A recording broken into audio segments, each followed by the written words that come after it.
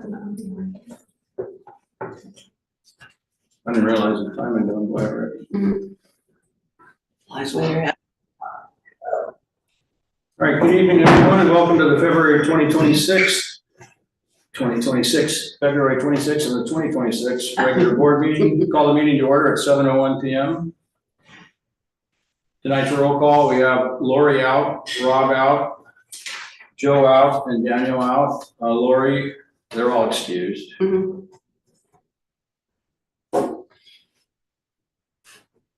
Item number 1, adoption of the agenda. I get a motion to adopt. Move to adopt the agenda.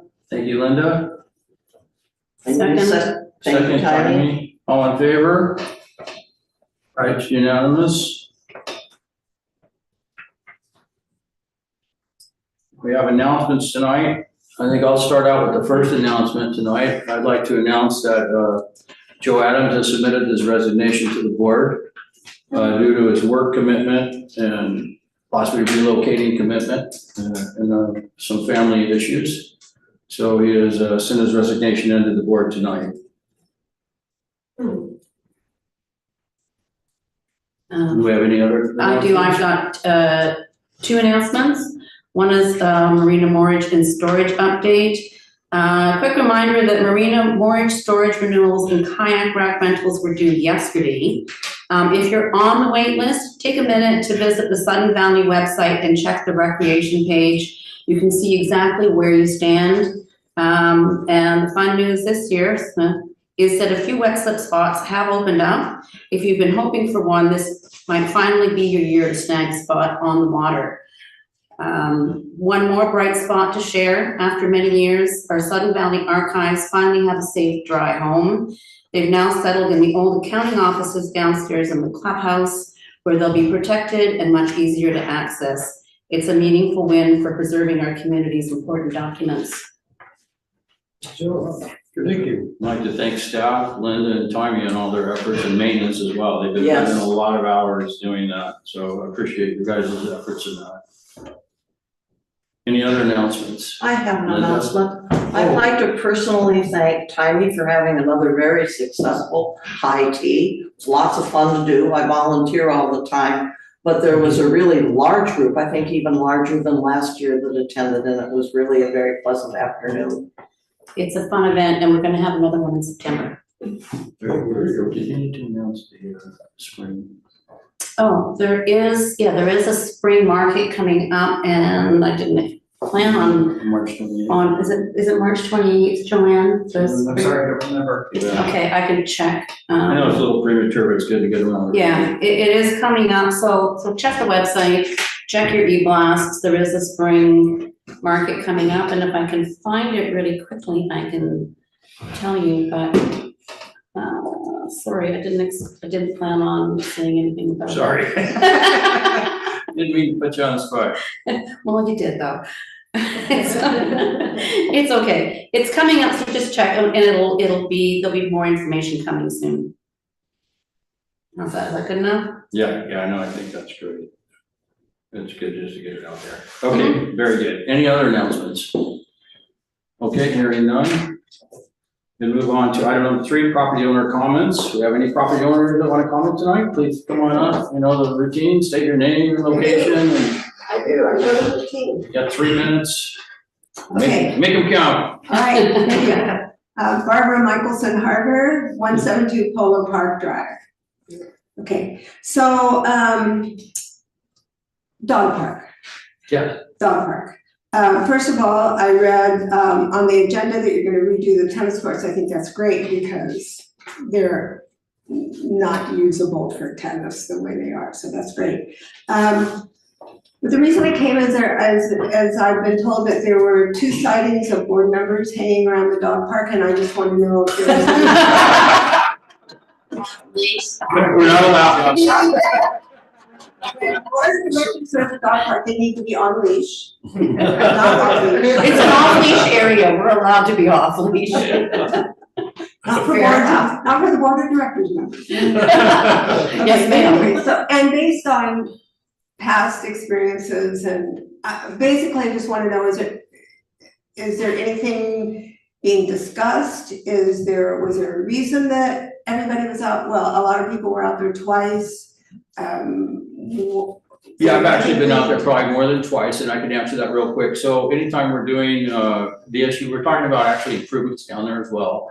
So the tennis courts, we wanted to see about pickleball courts. We wanted to talk about basketball courts. We're talking about dog park fencing. We're talking about bringing the horseshoe pit back and possibly some issue with the volleyball court, making it more visible and easy to use. Okay. So there was a lot of things to discuss. Okay, so dog park fencing, that's always a big issue. The people that go, let me just say for the record that the dog park is the second most used amenity for Sun Valley residents. I guess next to the golf course. So dog park attendees are really, they love their dog park. They love it, you know, the way it is. Fencing, I'm not sure what you had in mind. I know one time we talked about coming down the middle, which is really unacceptable. So I don't know if we're going to talk about around the playground. And I hope that everything will be put before the community to be discussed before any decisions are made. One of the things that happened several years ago with another general manager, which was really great, he met with a committee of people that attend the dog park all the time, and he asked them what they want and what they need and what they're looking for, and it was really valuable. And so I would recommend that before anything is decided, that it's discussed with people that go to the dog park. Okay. And if you recall, the last time this came up, remember all the people that came? Yeah. Yeah. Yeah. So fencing, what are you talking about? Can you tell me? Well, this isn't really a back and forth kind of thing. This is just used to state your stuff. But quite honestly, it's been designed to be fenced for years and years and years. Our legal counsel has recommended that it be fenced just for liability issues. So we'll say this to music. That was 3 minutes. But when you say design to be fenced, what, the whole dog park? Well, that was what we're out there talking about. So just, yes, it has to be cordoned off from the general public. They're like at any dog park, so it's fenced, you know, a fenced area. Okay. That would be a pretty big fence. Yes, it would be. Yeah. Just from using the dog park, most of the dogs, because it's so big, they pretty much stay. Was that the 3 minutes? That was the. Oh, that was your 3 minutes, sorry. Okay. What we kind of, go ahead real quick. Just from being out there, most of the dogs, they stay in the dog park. It's so big, they don't usually go outside of the dog park. I mean, it's such a big area that they. Okay. I can talk about this at Yeah. another meeting, but there is a whole other side to this. And I see the many complaints every year from people who don't have dogs and who want to enjoy that area and who get jumped on in the parking lot by dogs. So, there really are two sides which would, support your earlier statement to get feedback from the whole community. Yeah, I think that would be really good. That would be really good. And I will say one more thing. Quick. Quick, and it'll be quick. If you look at it on an annual basis, the only time anybody wants to enjoy it, other than dog park people, is maybe 3 or 4 weekends in the summer. Maybe 3 or 4 weeks in the summer. But most of you guys were out there, it's a swamp in the winter. Yeah, in the winter. You know, so really, for most of the year, I would say, 7/8 of the year, it's just dog park people to go out there. So anyway, keep that in mind as well. Very good, thank you. Okay, thank you for hearing me today. Did you want to come up? No. Oh, okay. You just support? Ditto. Very good. Oh, we have someone We'll online. keep it down. All right, thank you. And Spencer, who's online? I'm not sure, it just says Tina and Jimmy. And they need to give their name, address, and so forth, just like they would be if they were here. I let them talk, so. Thank you, Barbara. Tina and Jimmy, are you there? We unmuted. Yep. I don't have a question. I was just logging in. Thank you. Oh, thank you very much. All right, any other property owner comments tonight? Spencer, anyone else there? Nope. All right, very good. Thank you very much. We'll move on to item number 4.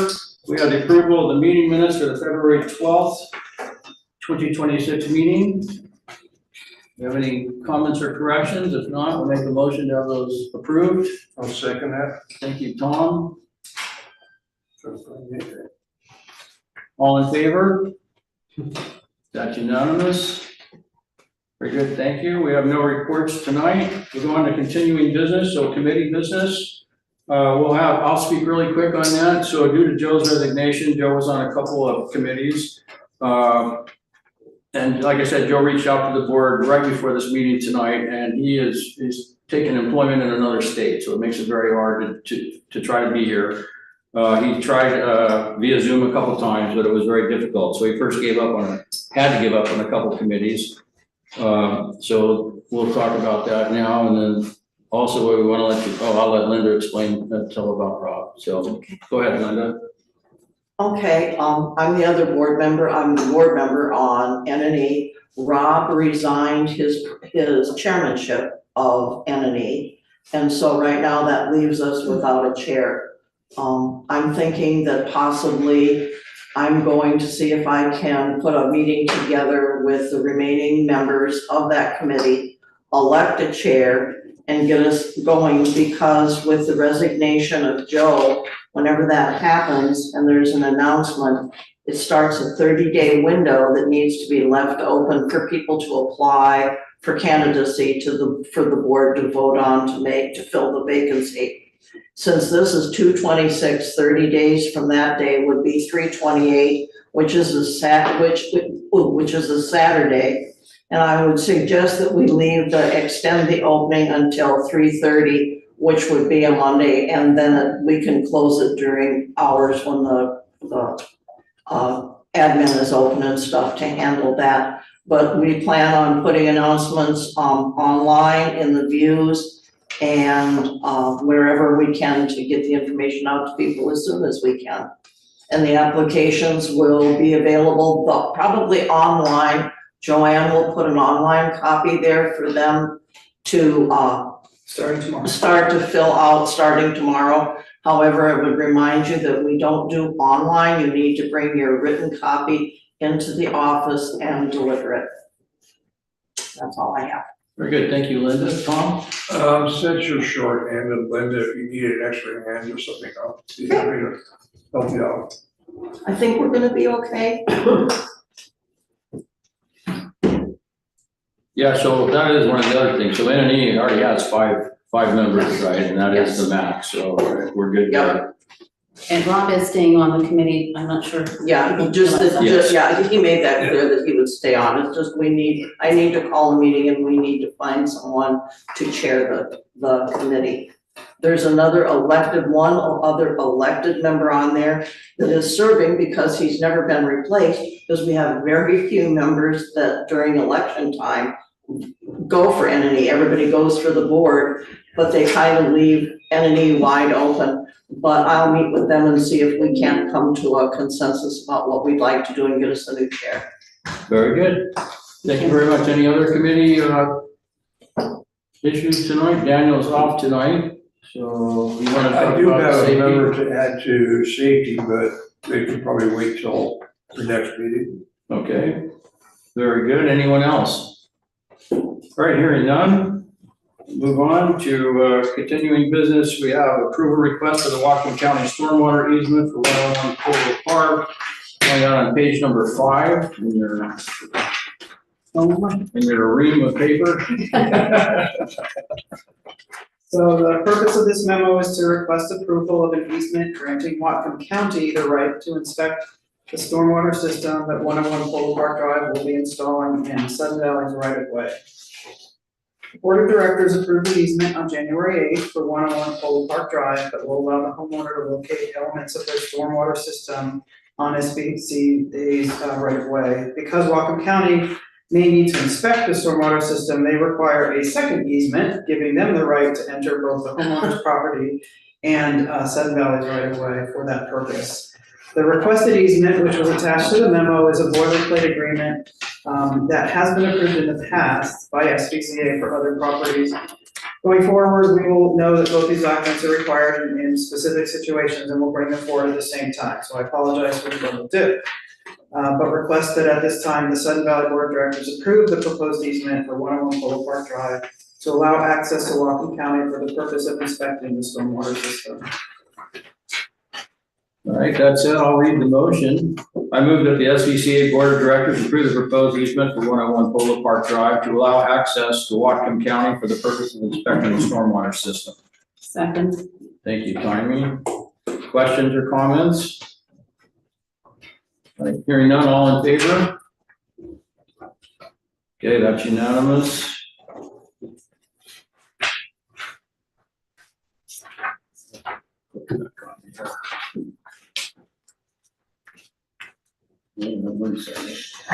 And next is approval request for the Area Z Garden Club license, and this is for Area Z only. I'll just state that quickly. And Joanne? The purpose of this memo is to request approval of the revised license agreement between Sudden Valley and the Area Z Garden Club. The Board of Directors has been working with the Area Z Garden Club to develop a revised license agreement. When a revised document was presented to the board on January 22nd, the board had many questions about it. Those questions have been answered and the document was revised to address the concerns that were raised. A copy of the revised agreement is attached for review. The questions raised by the board were, why does the agreement refer to Plot 1 and Plot 2?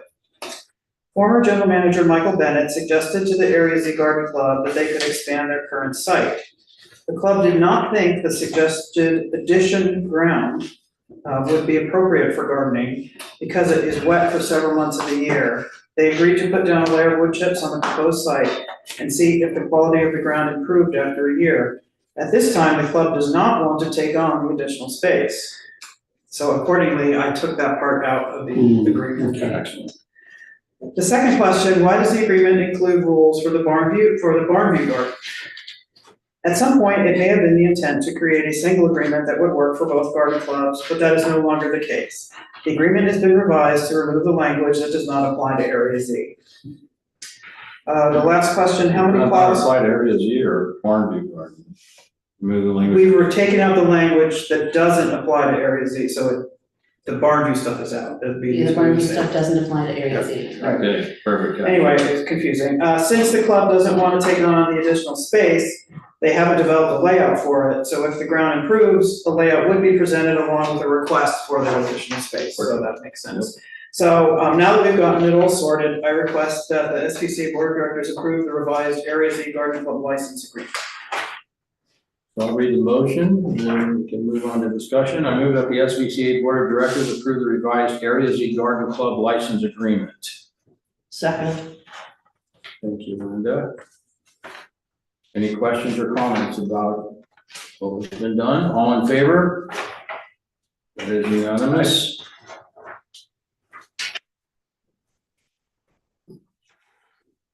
Moving on to new business. We have capital requests for the bridge inspections, which will be found on page 35. Joanne? The first capital request is for funding for the 2026 biannual bridge inspections. The Sudden Valley Community Association capital budget for roads includes $6,014 to complete bridge inspections by a certified bridge inspector. The inspections are repeated every 2 years following national bridge inspection standards. SVCA's bridges were last inspected in 2024 and are due for re-inspection in this year, 2026. On January 14th, Turf Care Superintendent Greg Wadden reported a beam failure on the number 9 golf bridge that required an emergency closure. Golfer traffic was rerouted around that bridge. The need to assess and repair the damage to the number 9 bridge caused us to bring forward the timing of these inspections, which would otherwise have occurred later in the year. Sudden Valley has 4 road bridges and 8 golf course bridges that have to be regularly inspected. Integrity Structural Engineering completed these inspections in 2022 and 2024 and have submitted a proposal to complete inspections again in 2026. In 2024, the inspection fee was $5,561. This year, the inspection proposal came in at $6,976. The increase in price is due to SVCA's request that the inspector also create repair drawings for the 9th hole golf course bridge. 2 reports will be submitted to Sun Valley, one for the 4 road bridges and one for the 8 golf course bridges. For these reasons, I request that the board authorize the spend of $6,976 from the 2026 capital budget for roads for the required biannual bridge inspection. Alright, motion is, I move that the board authorize a spend of $6,976 for the 2026 capital budget, roads for required biannual bridge inspection. I'll second that. Anytime you do that. Okay. It's a race. Any questions, comments regarding this? All in favor? Unanimous.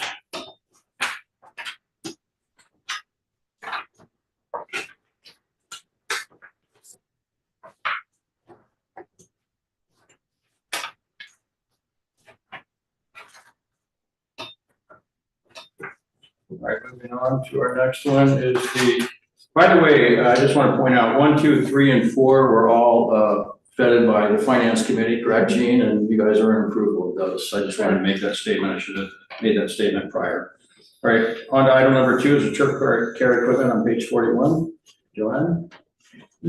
Purpose of this memo is to request funding to replace the following equipment: the 2012 Toro 5410 Reelmaster Fairway Mower, the 2012 Toro Triplex Greens Mower, asset number 1076, the 2012 Toro Triplex Greens Mower, asset 1303, and the 2019 True Turf Greens Roller, asset 1082. The 4 pieces of turf care equipment listed are scheduled to be replaced this year. I recommend that these items be replaced with John Deere equivalents, as they are of similar quality and less expensive than the Toros.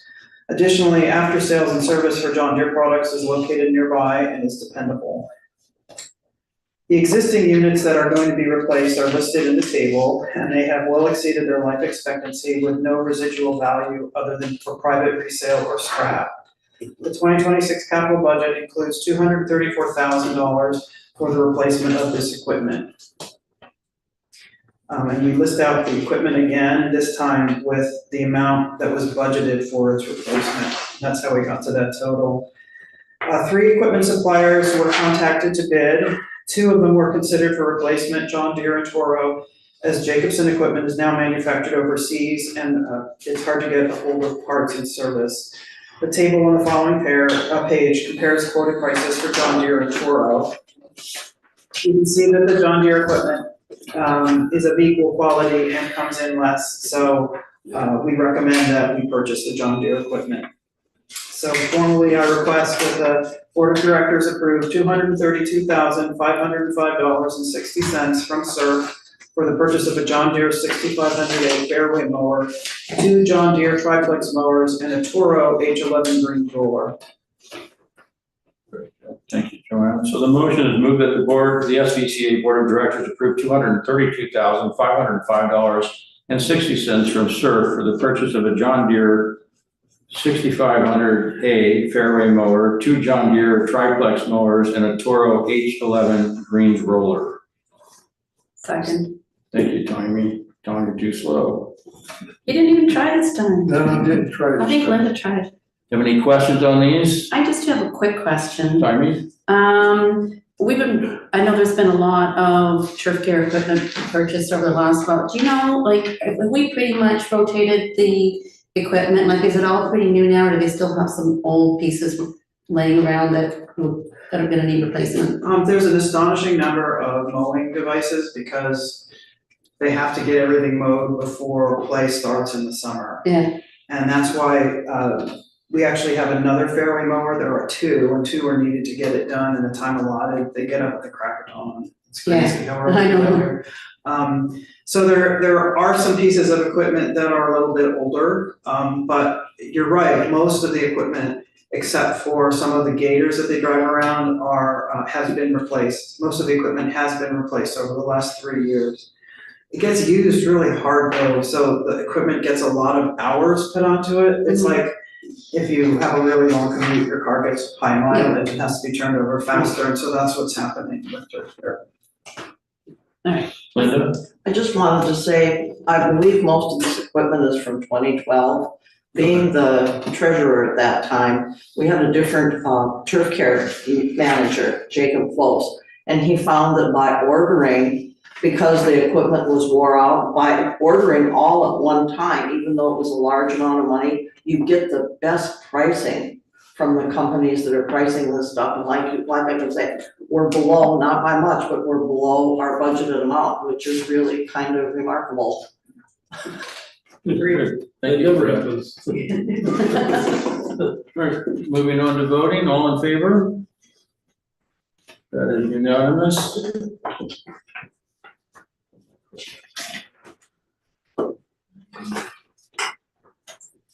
All right, moving on. Next up is the 2026 road repairs.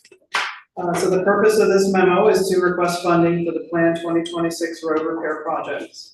In February of 2025, that's last year, the board approved $41,888 in funding for the design and permitting of road repair projects to be completed this year, 2026. Engineering was completed by Impact Design and permits are being submitted to Whatcom County. We are now requesting funding so that we can put the planned projects out to bid and complete the work during the construction window of June 1st through September 30th. The 2026 capital budget for roads includes 4 roads for asphalt repair: Appaloosa Court, Yearling Place, Misty Ridge Court, and Fields Park Place.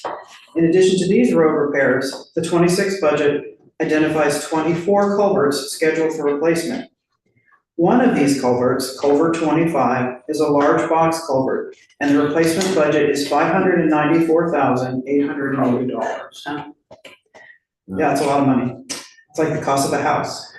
At this time, Impact Design and Seven Valley staff agree that the condition of culvert 25 has not degraded since the 2024 inspection, and they recommend that Seven Valley push off the replacement to 2030.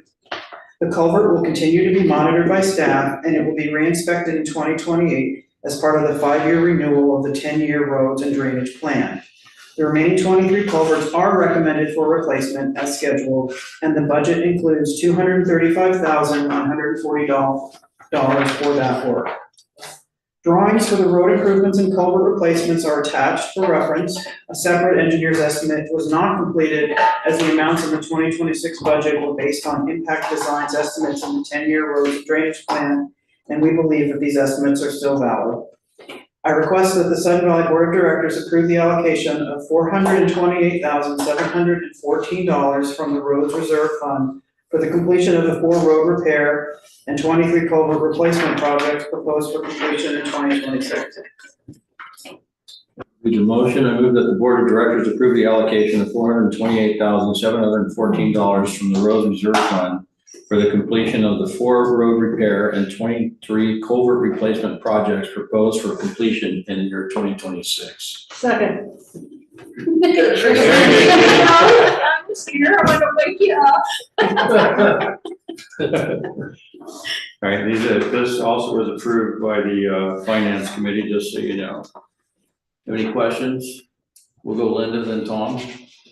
I guess my question is, I understand that we're going from the numbers that we've gotten from the engineer on this. My question is, are we looking at possibly needing a change order to even get the work done? Because that's what's happened a little bit with some of the other projects. I would say you wouldn't know that till we get the bids back, but. Yeah, but I'm saying, so there's a chance that even though this is a large amount of money, we may well go over this amount by the time the bids come in. It is possible. Thank you. Tom? Yeah, could you give me an approximate location of culvert 25? I haven't the slightest idea, I'm sorry.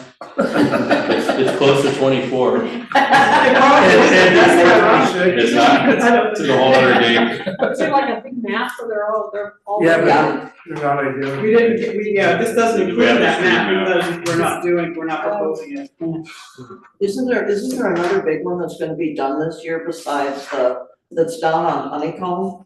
Yes, that's the one that's been hanging because the county keeps coming back with different requirements for the permit. Okay.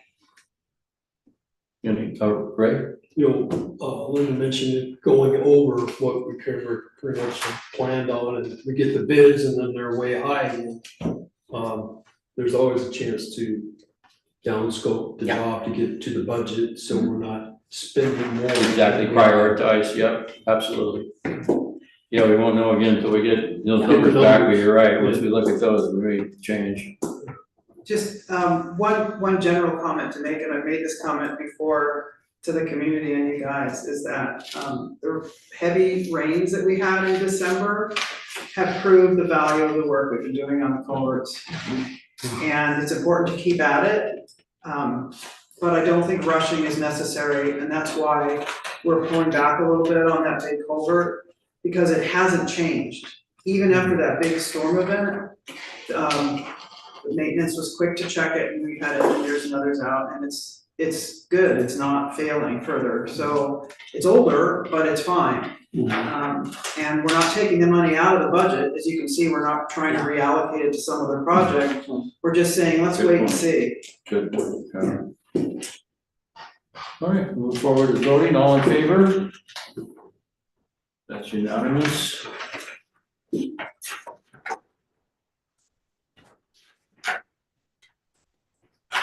All right, moving on to item number 4, the Clubhouse HVAC, Joanna? Yes, unfortunately, this contributed, I think, the most to the size of the packet.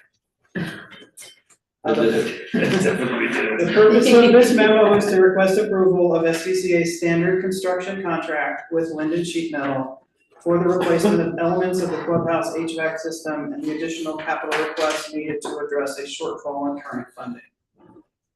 On August 28th of 2025, the Board of Directors approved funding in the amount of $147,752 for the replacement of the 2020 HVAC unit that serves the clubhouse. A portion of that funding was allocated to make temporary repairs to the current unit to keep it functioning through the winter. And just as an aside, those repairs were completed and the unit has performed all winter, so lucky us. Okay. On December 17th, 2025, P&W issued a bid package to 5 contractors for the replacement of the HVAC unit. And you can see them listed there. 2 of the 5 have elected to give us a quote. 2 did not, decided not to bid, and 1 never answered us back.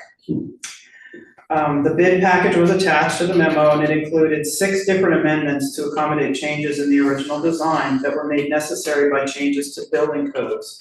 Specifically, the type of refrigerant used in the original design is no longer allowed.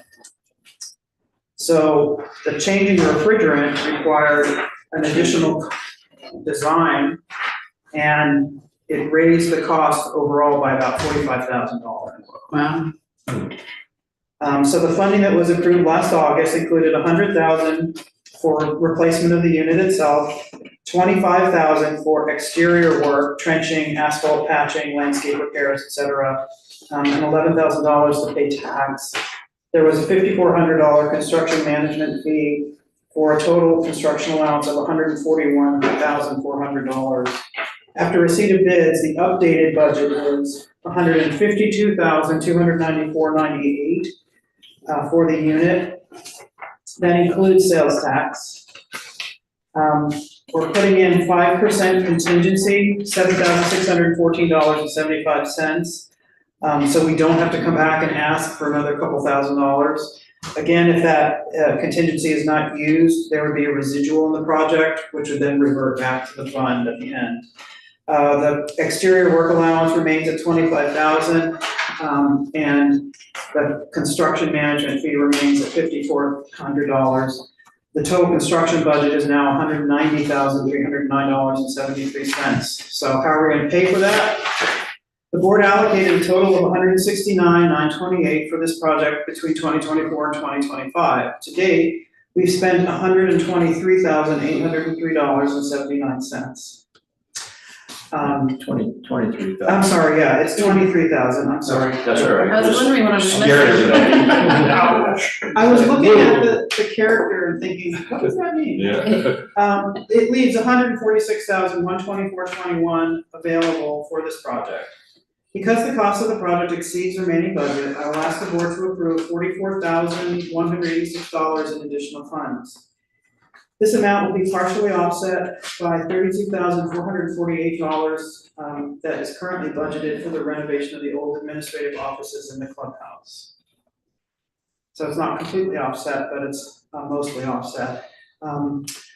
So I request that the SVCA Board of Directors authorize $44,186 in additional funding for the replacement of the Clubhouse HVAC unit, capital project 9724.06.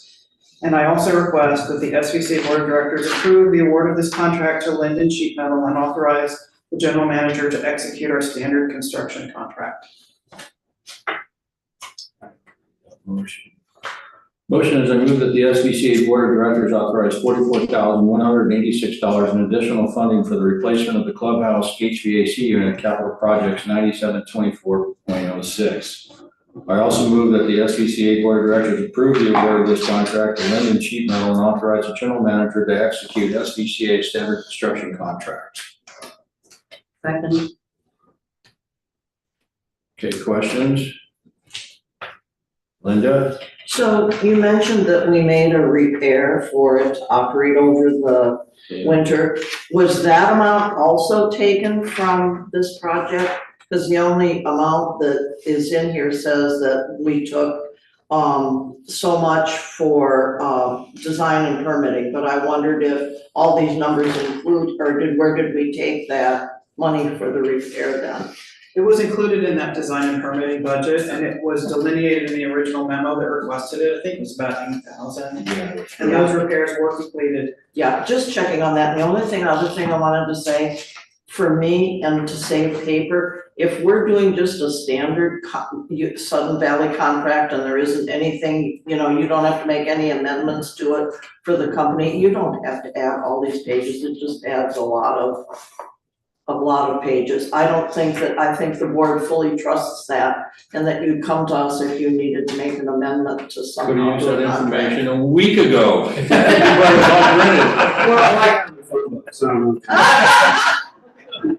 I can definitely take it out. That contract is only 14 pages long.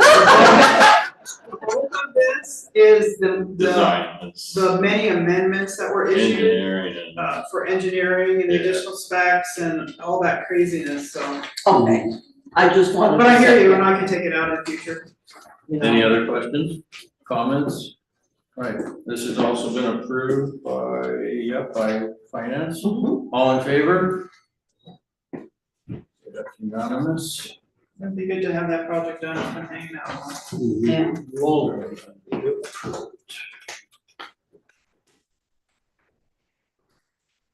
All right, moving on to item number 5, Marina Tennis Court Refurbishment, page 163 in your Marina paper. Okay, the purpose of this memo is to request funding for the first phase of the Marina Tennis Court Refurbishment project. The Marina tennis and basketball courts are in disrepair. The asphalt has major cracks, the striping is faded, the nets are in poor condition, and the fence needs to be replaced. The 2026 capital budget for SERV includes $348,401 for repair of the courts and $33,903 for the replacement of the fence.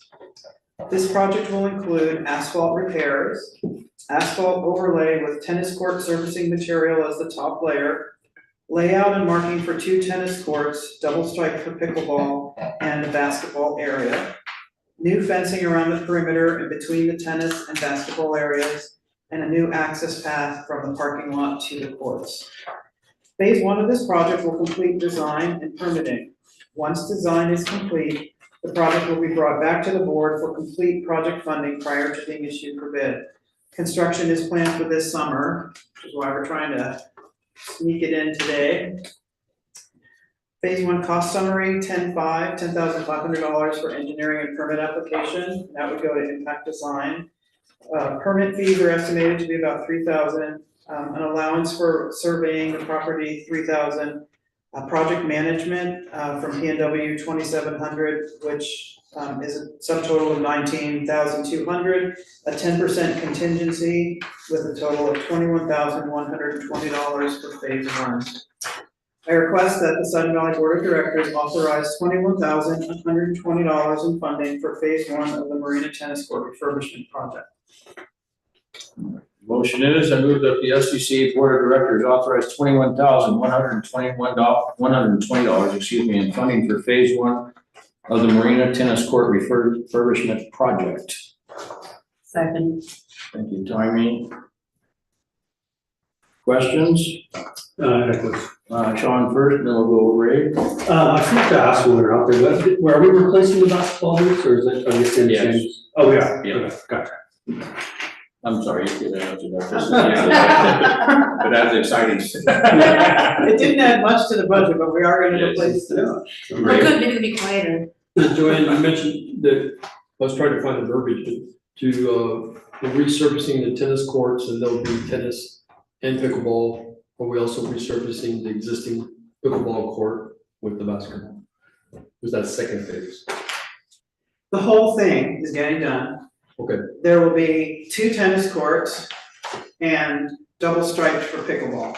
And then there'll be a basketball area. So the existing basketball will become like a full court. So you have 2 actually like full-size regulation half courts that you could play on. Okay, so we'll lose the little one, yeah, and then the tennis courts become both optional, you can play tennis or pickleball. That's the plan right now.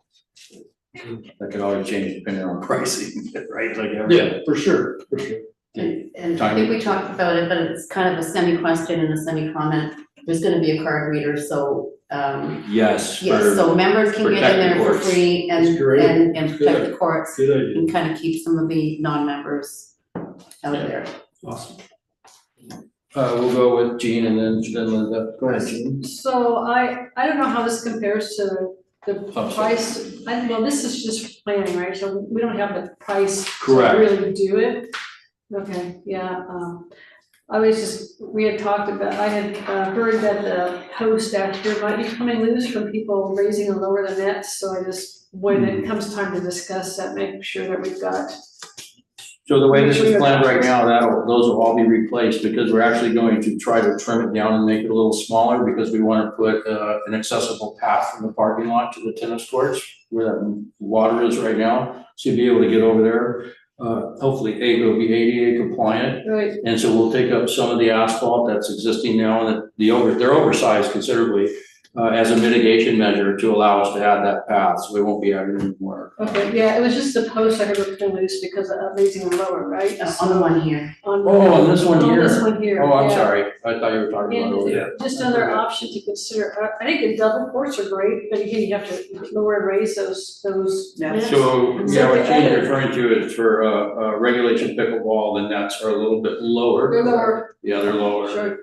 You could do 2 side-by-side pickle courts and a tennis courts on that. You have enough room to do that there. Side by side, they would be at 90-degree angles to each other, but it certainly would be doable. Then you'd have regulation, you'd actually have 2 regulation pickleball courts. Interesting. That is actually probably something we should look at, because that'll be a cost difference, right? So that could be like an alternative add to the bid, to have the option to raise and lower those nets. For your hardcore pickleballers to need regulation. Well, you know, that's, I wonder what the difference is in the net, is it like an inch or 2, do you know? I think it's about 3 inches. Oh, it's that Yeah, way. I think it's pretty decent. Interesting, didn't know that. We'll go Ray and then Tom. There is a distinguished gentleman in Whatcom County that has a lot of money. And he likes to put in pickleball courts if they're regulation. Oh, good to Pickleball know. But he's Pickleball not king. going, and I know of him, he's gonna put pickleball courts in the community college that has money and pay for them if they're regulation, but the back and forth. Oh, interesting. I could ask, but if he's interested in funding us, That'd be great. That would be wonderful. but they have to be regulation, he doesn't go for the up and down stuff, they have to be. Yeah, so then you could do the 2, like Jean said, the 2 regulation and a tennis court Yeah, in between. because it's a state sport, I mean, it's a big deal. It started here. Yeah, it started here, it's Yeah. growing, it's Very huge. good to know. Yeah. Tom? Yeah, Thank you, Ray. I Just a appreciate comment that. on that, would that require us to open those pickleball courts to the community? outside of Central Also, Lake. yeah, the Well, they're outside- all open, anyways, if they wanted to have to go in and register to admin, get a card reader. Yeah, I'm pay just a- wondering what his requirements. Yeah, are. yeah. He might have something Oh. different. We didn't find that out, but he's doing it from the community college. Yeah, I can't go to the. No, he can't go out there at this point. And the second thing, based on Gene's comment about the post problem, I remember back when Rick was here, and that problem started right after we redid those tennis courts.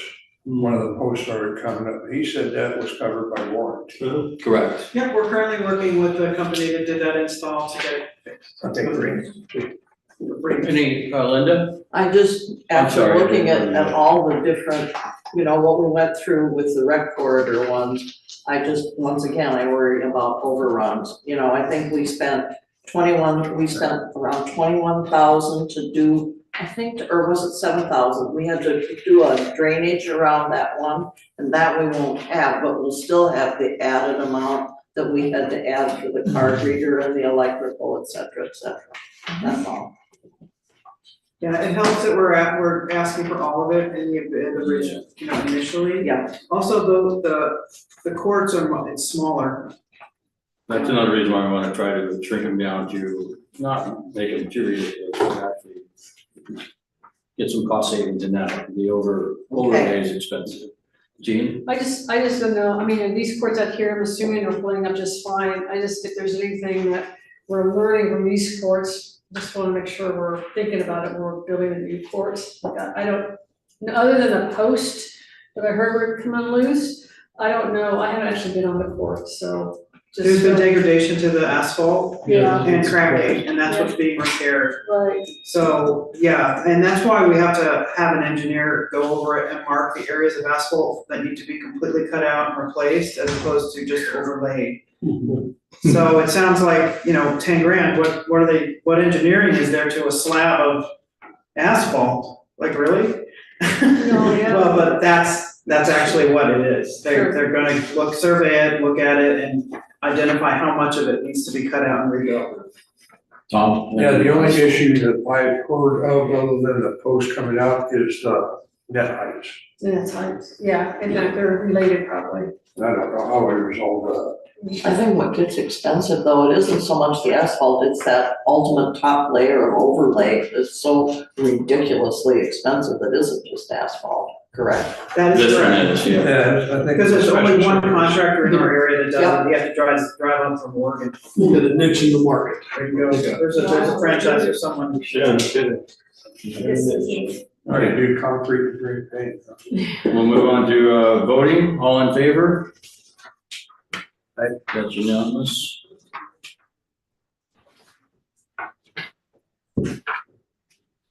Okay, our last, oh, it's not our last, is it? Next The next one is funding for revision of the SVCA bylaw on page 169, Joanne. Yeah, the purpose of this memo is to request funding for legal support of revisions to SVCA's bylaws and rules and regulations that are needed to bring these documents into compliance with Iowa changes to Washington state regulations that govern HOAs.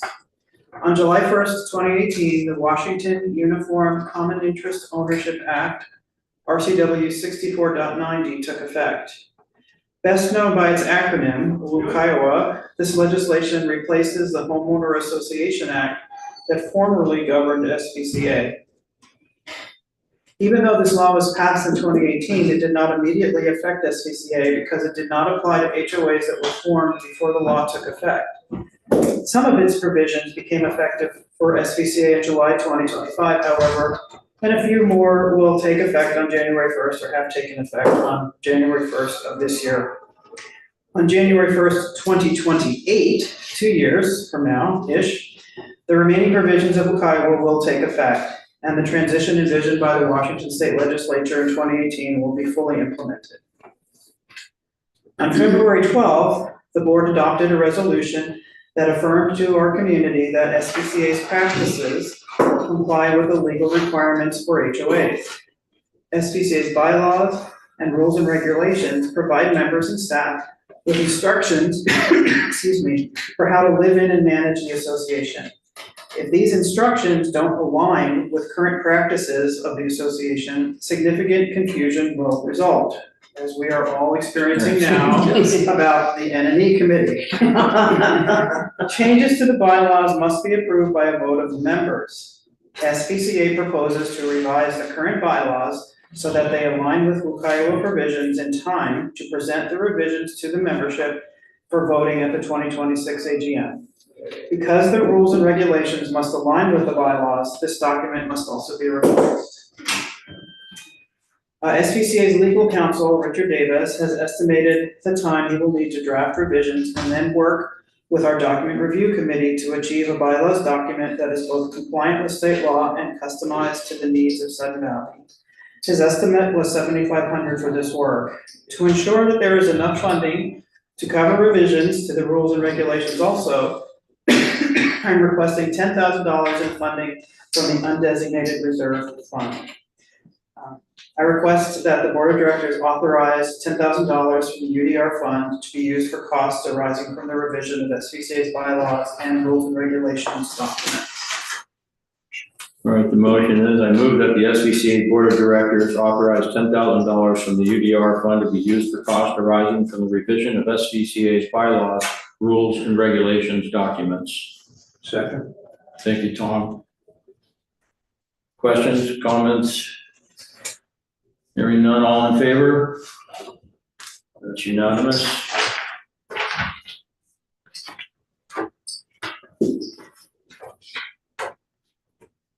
Okay, our last one is approval request for the, oh no, we just did one. No, we didn't. Yeah, changes to Approval rules. request, yeah, for the rules and regulations revisions, page 171 is your packet. So the purpose of this memo is to request board approval for proposed changes to the rules and regulations. This is not to do with the firewall, okay?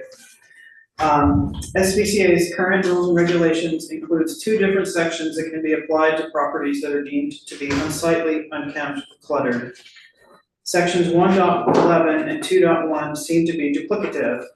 I tried to research why both sections were considered necessary, but could not find any information in our files.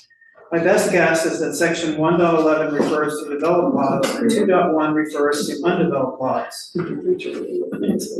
If that is the case, then the apparent duplication makes sense.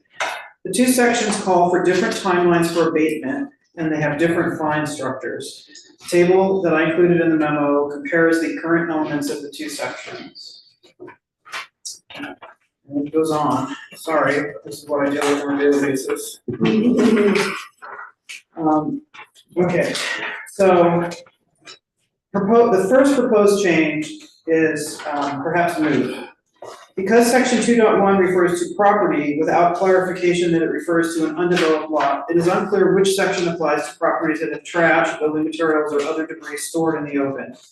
By changing property to undeveloped lot, differences between the two sets of instructions for abatement, timeline, and penalties seem more logical, and it is clear which instruction should be used for different situations. I would also like to add the discretionary clause to the second section to ensure that there is parity in the approaches to penalties. And that clause basically says, it's on page 172, and it's at the bottom, and it says discretion. The implementation of penalties may be delayed for a period of up to 10 days by the general manager or their designee upon a showing of a substantial effort to comply with the corrective or necessary action orders for houses or structures, or 5 days for vehicles starting the day following the final date by which corrective action was to have been completed. So if we offer that for developed lots, I think we should offer it for undeveloped lots as well. And it would help us to avoid a lot of unnecessary appeals as well. The third proposed change is regarding the fines. The undeveloped lot fines are capped at $250 for the first occurrence and $500 for each subsequent occurrence. So that seems fairly reasonable, but there is no cap for the developed lot fines. Instead, the fines continue to increase based on the time taken to bring the property into compliance. If the violation is not abated for 30 days, the total fines assessed would be $6,000. Continuing to wait for the homeowner to correct the issue, however, has not led to good outcomes, despite the threat of significant fines. adding the right to cure language from section 2.1 to section 1.11 would give the association the ability to fix a situation that is deemed hazardous or that has not been fixed after the 30-day period.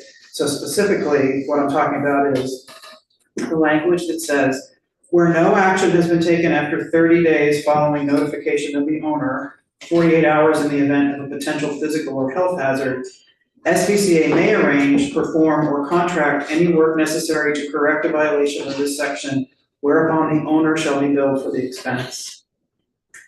And then what I did was to show the changes in context. Now, there's an important amendment to even my revisions that needs to be made, and thank you, Linda, for finding that. But you can see section 1.11 is about disorderly houses, and talks about abatement, goes on and on, penalties for violation. And then the first change proposed is on page 176, where you can see that I've inserted that right to cure clause. So basically that gives Sudden Valley the right, if warnings are disregarded and the timeline is exceeded, that we have the option, it's not saying we have to, but we have the option to go in and complete the work ourselves and then charge that against the account. Okay. Now I'd like to point out that while that sounds reasonable, that could be abused, because we also have a set of rules around our collection policy that allow us to continue up to and including foreclosure on a property if an account is not brought current. Let's say that a house has black mold on the siding. Siding a house, depending on the size of that house, could be 10 or 20 or more thousands of dollars. Would we exercise this right in that situation? Well, I wouldn't, because of exactly what would happen, right? We would do the work, we would be accused of trying to use it to gain possession of that house.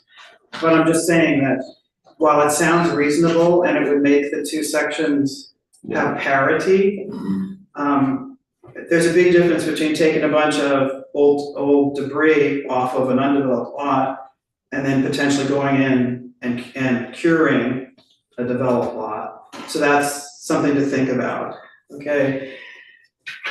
Would anyone have the right to appeal? Of course, everyone has the right to appeal any fine, or any fine applied to their. And if it goes into foreclosure, that even longer period of time exists for them to. That's correct. And at any time, Sudden Valley has a policy of ceasing collections if we enter into a payment plan agreement. So our policies are actually very flexible to accommodate different individuals. But I'm just pointing it out because you have to look at all sides of it. So, okay, so my question would be, say we just use black mold, since that's what you brought up, so if someone's house is covered in that, we're gonna go out and fix it because they can't. Can they appeal that before it's taken on by Sudden Valley? Could they go to the appeals committee, and then maybe every circumstance is different, right, why that may happen? And can something be handled that way before Sudden Valley would go out and do anything? Well, I picked that example on purpose because it's big, but it also is a public health hazard. So remember, we have like a 5-foot setback. So do you really want your house to be 10 feet away from a property that is not doing anything to address the black mold that's growing on their property, on their siding? That's tough, right? But the rule is a much more basic guideline. Our practice or our procedure or policy could include timelines for when these things happen. So we don't have to address it tonight, but you could direct me to come back with a proposal that included such a period for appeal. 15 days. Or whatever was appropriate. And I'll do a graphic timeline, if you like, that would show the different warnings that happen at different times. And then give people the right to, come in and talk and negotiate around it. But even if you're talking about undeveloped lots, there was that, just I think last year, there was that one lot where the tree was leaning and the owner lived out of the country. Yeah. And trying to get in touch with somebody to go, hey, this is a deadfall, a large deadfall that threatens a neighbor's house. you know, and luckily that was resolved, but it was a little bit of with that. Well, yeah, Washington State takes timber very seriously, so to take another person's tree, it's like taking their horse in the Old West, you can practically be Tom? Yeah, my only concern, I don't know if there's a way we can marry these two sections together, but my concern is the word discretionary. I think we have to be consistent with everything. You know, if we get too many discretionary decisions, then we get discriminatory accusations. Yes, that is an absolute possibility. And the way that I address that, because it's really the liability, the general manager is the one who exercises the discretion. So it would be on me or anyone in my position that the accusation of bias would fall. And so I have clearly laid out policies which I share with our compliance manager, which is that if any homeowner calls in to engage in a conversation, we'll stop the timeline. Because they're engaging with us, they're showing a willingness to resolve it. So we immediately stop the timeline and talk to them about what's possible. For small things like relocating an RV, I've given people 8 weeks. They've called back and I've given them another 4 weeks. Because I'm on a waiting list, I was told I'd get a slot in June, it's now May. Can you give me another few weeks? Sure, because they're working with us. Yeah, Agreed. Yeah, so we're not draconian, but we often fall into these situations where we send letters and calls and emails to people and they completely ignore us and their violation continues. And it's extremely frustrating for their neighbors who have to look at trash in the yard, feeding of animals, attraction of rodents, dilapidated properties, overgrown vegetation. And that's not what you sign up for when you come into an HOA. So we do need to have some teeth in there, right? So it's tough. Yeah, I get it. Any other questions? All right, So one other thing, on page 177, Linda pointed out that the title for section 2, use and maintenance of separately owned property should remain. And in section 2.1, we should keep that reference to property because sections 2.1.6 and forward, after that, following, refer to all properties developed and undeveloped. So if we keep the changes in 2.1.1, 2.1.2 through 2.1.5, where we say undeveloped lots in all those instances, that's fine, and we don't need to change the title. So the two changes at the top of page 177 would go away. We would keep the changes in 2.1.1, 2.1.2. Okay, so there are 3 changes proposed. Making section 2 apply to undeveloped lots in just those 5 sections. Adding the discretion to the cleanup of undeveloped lots in section 2, and potentially adding the right to cure in section 1.11. So if you guys don't want any one of those, then we have to split them up. But if you're okay with all of them, then there can be a single vote to approve. well, what if we want to add the idea of giving a table of time when it's. That's a separate, you could approve this and then I'll bring that back. Exactly, so. So that would be a separate motion, or just a direction. Yeah. All right, so I'll, Well, does anyone have any objections to any of the 3? no. You know what I wrote, Joanne, Yeah. a long email today to explain why both of them, both the 111 and the 2.1, the titles of both of those, they both talk about undeveloped and developed.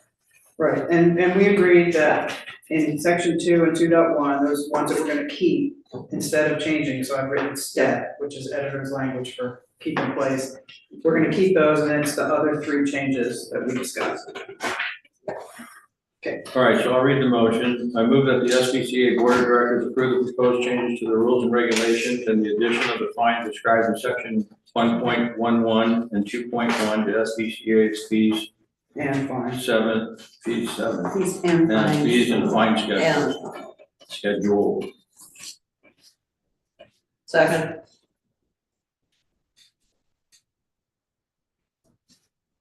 All in favor? Yeah, that's unanimous. At the same time, we want to direct the general manager to come back with the timeline table that we can. Show the process. Yeah, exactly, show our process. Great. So we're not just. All right, very good. All right, this time, we're good, that's it. We're gonna move into closed session at 8:06. Gonna move into closed session. For a second, we're going, perfect. All in favor? At 8:06. Okay, did Linda move it and you seconded it? Yeah, that's Okay. how, you know,